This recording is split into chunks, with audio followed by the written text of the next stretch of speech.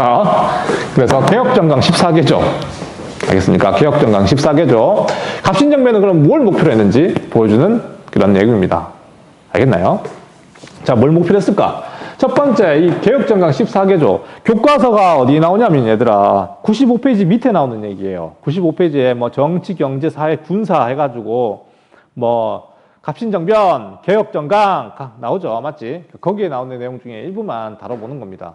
중요한 포인트만 다뤄볼 거예요. 일단은 청에 대한 4대를 폐지하자. 청에 대한 4대를 갖다가 폐지하자. 그냥 당연한 거지. 우리 계속 강조하지만 이모군란이 어떤 상황이었다는 거 잘 기억해야 됩니다. 알겠어요? 이모군란 이후에 청나라의 내정 간섭이 정말 심각할 정도였습니다. 알겠습니까? 그래서 이런 상황에서 개혁을 한다는 것 자체는 어렵다. 그래서 청나라를 갖다가 어떻게든 배제시키고 우리가 자주적인 국가를 만들어야 근대적인 국가를 만들 수 있겠다는 생각을 했던 것 같아요. 김옥균을 비롯한 급진개혁파들이. 틀린 생각은 아니지만 쉽지 않은 어떤 거겠죠. 조선에게서는. 알겠습니까? 아니, 뭐, 너네 생각해봐. 친구, 초등학교 때부터, 같이 지냈던 친구를 갖다 갑자기 끊는다는 게 쉽지 않은 거잖아요. 친구 관계도. 그럼에도 불구하고 국가 간의 관계라고 하는 건데, 200년간 이어져 온 이 관계를 갖다 한 방에 끊을 수 있겠습니까? 쉽지 않은 거죠. 자, 어쨌든 청에 대한 4대를 갖다가 주장하고 있었습니다. 그 다음에 족배는 중요한 얘기가 뭐냐면, 문벌 폐지. 문벌을 폐지하자. 그 다음에 인민평등권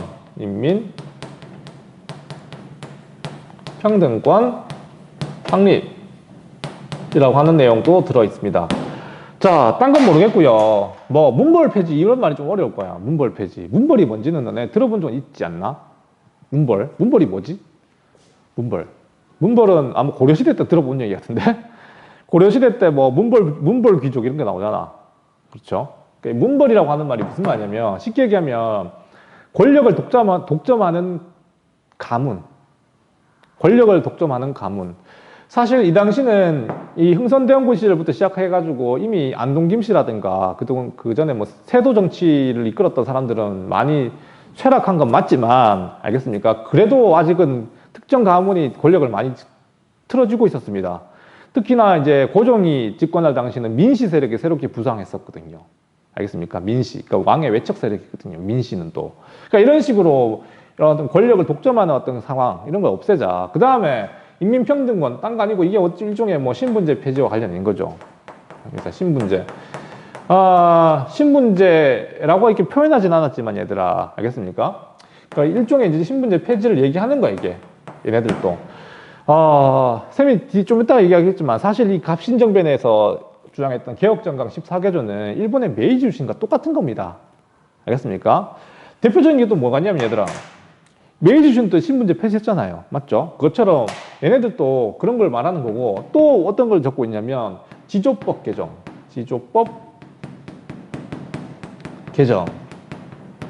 재정의 일원화 이런 얘기.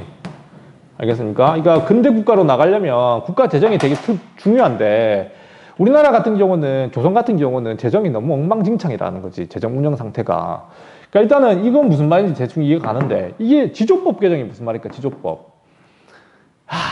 이거 설명할 때마다 어려워요. 너네 이해하기 힘들어. 이게 조선시대 토지제도를 갖다 좀 전반적으로 이해하고 있어야 되거든. 간단하게 얘기하면 얘들아, 조선시대는 같은 넓이의 토지라도 내는 세금이 달랐어요. 알겠습니까? 같은 넓이의 토지라도 내는 세금이 달랐어. 왜 내는 세금이 다를까? 왜냐면 물론 지금도 마찬가지야. 같은 넓이의 땅에 대한 세금이 다르지. 근데 그 기준은 지금은 지가잖아, 지가. 토지의 가격이잖아. 그렇거든요. 알겠습니까? 강남의 100평하고 여기 형곡동의 100평하고는 레벨이 다르죠. 당연한 거 아닙니까? 지가가 다르니 세금이 다를 수밖에 없죠. 근데 조선시대도 그런 개념이 뭐냐면 같은 넓이의 토지라도 토지의 생산력에 따라 가지고 세금을 내는 게 달랐습니다. 중요한 건 이게 세금의 생산력이야. 그러니까 그 토지의 생산력이야. 그 토지가 여기가 땅이 되게 농사가 잘 된다는 게 잘 되는 땅은 세금을 많이 내고 농사가 잘 안 되는 땅은 세금을 적게 낸다는 게 그 기준이에요, 사실은. 근데 문제는 얘들아, 농사가 잘 된다 안 된다 이거는 사실 되게 판단하기 어려운 겁니다. 자의적이라고요. 그러니까 부정부패도 되게 많았었고, 이해됩니까?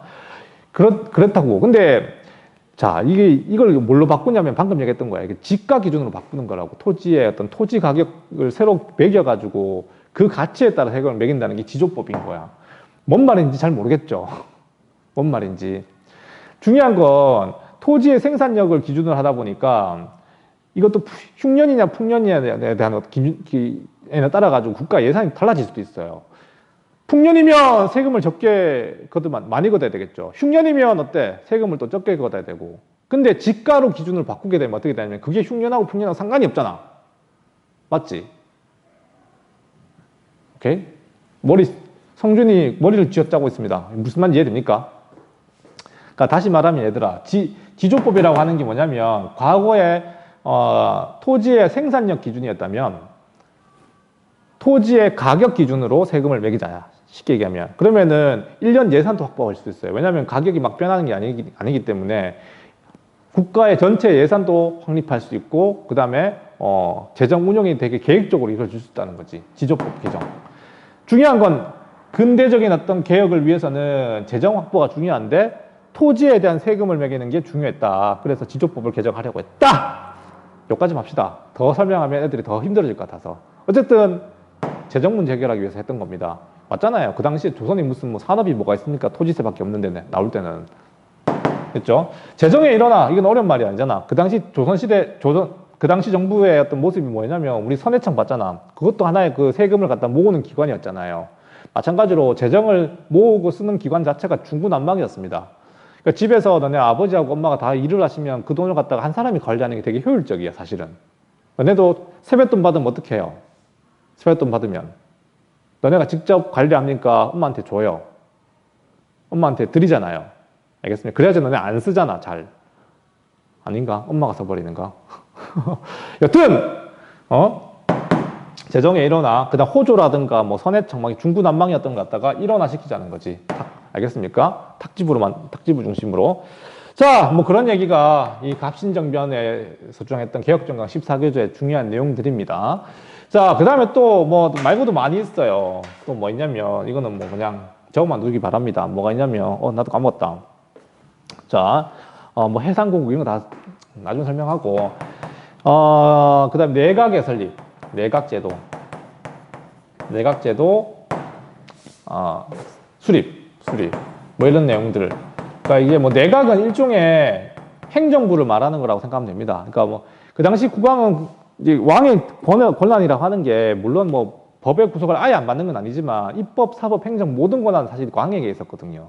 그러니까 그러다 보니까 뭔가 행정적인 어떤 일관성이 이게 없었어요. 왕이 그냥 그만두자 하면 그만둬야 되고 막 그랬다고. 그러니까 그것보다는 전문적인 어떤 개혁을 추진하는 내각을 중심으로 뭔가 개혁을 하자는 그런 이야기. 알겠습니까? 다 일본의 메이지 출신에 있던 내용입니다, 이게.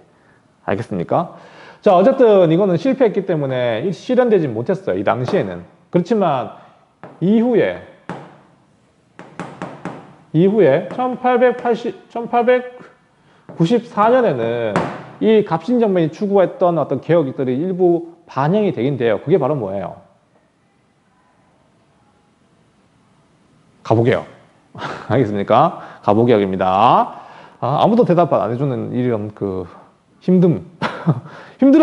오후에 5교시 때 힘들죠, 당신들도.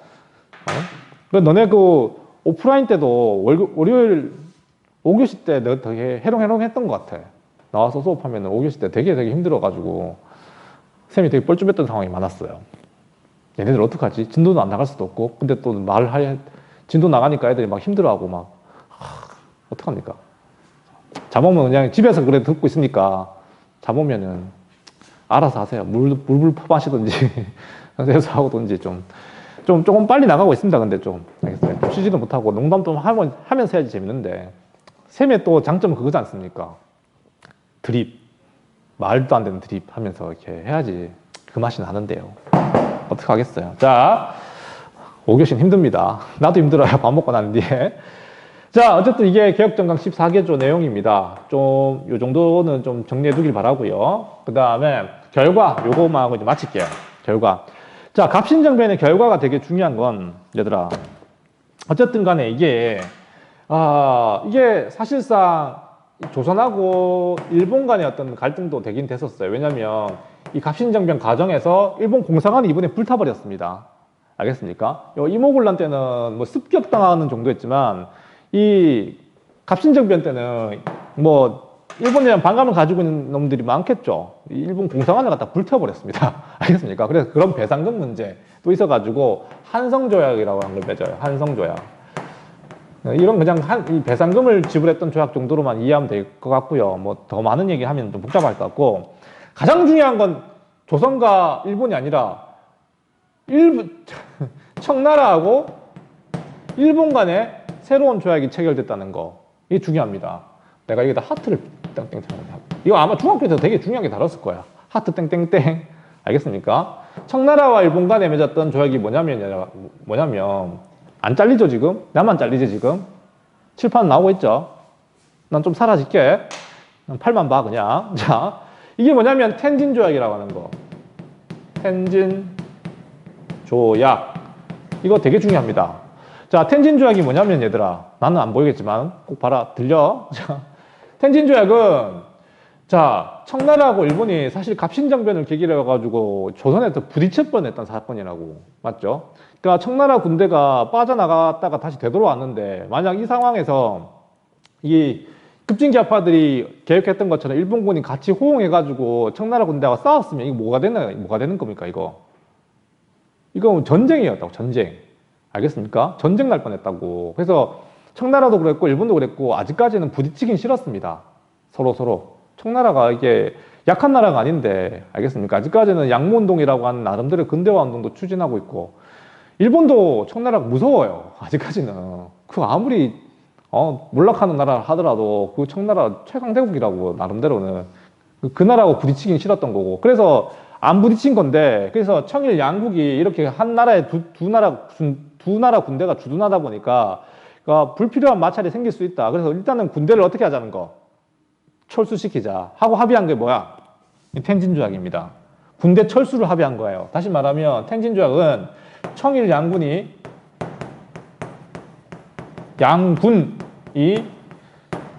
안 잘리죠 지금?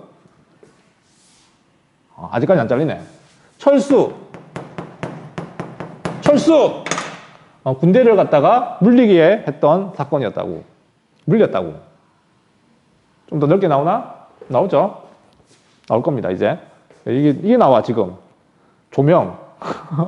자, 철수하게 돼요. 텐진조약에 따르면 그러면 조선에는 청나라 군대와 일본 군대가 남아있는 거야, 안 남아있는 거야? 이제는. 안 남아있는 겁니다. 알겠어요? 둘 다 이제 군대를 갖다가 자국으로 다시 다 데리고 가는 거야. 시카시, 만약에 조선에 또다시 이런 변고가 생기면, 조선에 이 변고라고 하는 게 뭔지는 모르겠지만 변고가 발생하면은 동시에 어떻게 한다는 거. 양군이 이거 서로 이 내용을 해. 서로 통보하기로 함. 다시 말하면 얘들아 뭔가 조선에 이렇게 갑신정변이라든가 이모군란이라든가 이렇게 정치적 문제가 발생해가지고 일이 생겨서 군대를 출동할 때는 어떻게 한다는 거야. 군대를 다시 출동할 때는 서로 연락해가지고 함께 액션을 취하자라고 합의된 겁니다. 무슨 말인지 이해됩니까? 근데 실제로 10년 뒤에 또 일이 발생하지. 그게 뭐야? 10년 뒤에 우리 다음에 배우게 될 내용 뭐야? 동학 농민운동 맞죠? 동학 농민운동이 터졌을 때 광군이 농민군한테 계속 밀려가지고 지거든요. 이해됩니까? 그러니까 이거를 갖다가 나중에 정부군은 다시 또 청나라 군대를 또 요청해요. 그러니까 이거는 이게 우리 이모군란 때도 봤잖아.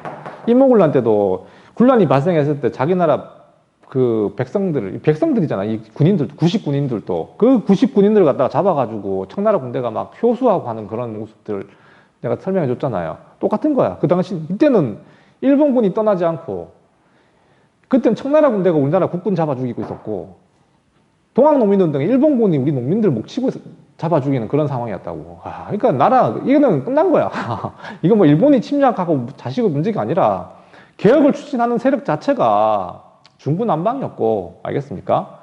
이 개혁의 엉망진창인 거지, 내가 볼 때는. 이게 망한 거죠. 일본의 침략을 문제 삼을 필요 없어요. 이미 내부적으로 이미 망한 겁니다. 알겠습니까? 내가 보기엔 그래요. 일본을 나쁘게 표현해도 되겠지만, 표현해줘. 우리도 침략해 왔으니. 그것보다는 우리 내부의 문제가 더 많았지 않았을까 하는 겁니다. 그러니까 그 동학농민운동은 다음 시간에 계속해서 나가도록 하고, 오늘 가장 중요했던 내용 중에 하나가 바로 이 텐진 조약 내용이었어요. 이게 다음 시간에 주제와 연관이 되기 때문에 꼭 알아둬야 될 거. 그러니까 근대사는 계속 이어져요. 사건과 사건이 계속 맞물리기 때문에 그런 어떤 그 사건이라든가 조약문 이런 것들은 잘 알아둬야 돼요. 재물포 조약 이거, 그 다음에 이게 뭐 텐진 조약 뭐 이런 거. 지금 봐서는 별로 헷갈릴 거 없지만 나중에 뒤섞어 놓으면 장사 헷갈립니다. 알겠어요? 시험 칠 때 막 뒤섞어 놓고 내용을 갖다가 이것저것 막 섞어 놓으면 너네 많이 헷갈릴 겁니다. 알겠어요? 자, 잘 정리해 두세요. 자, 오늘은 일단 갑신정변 여기까지입니다.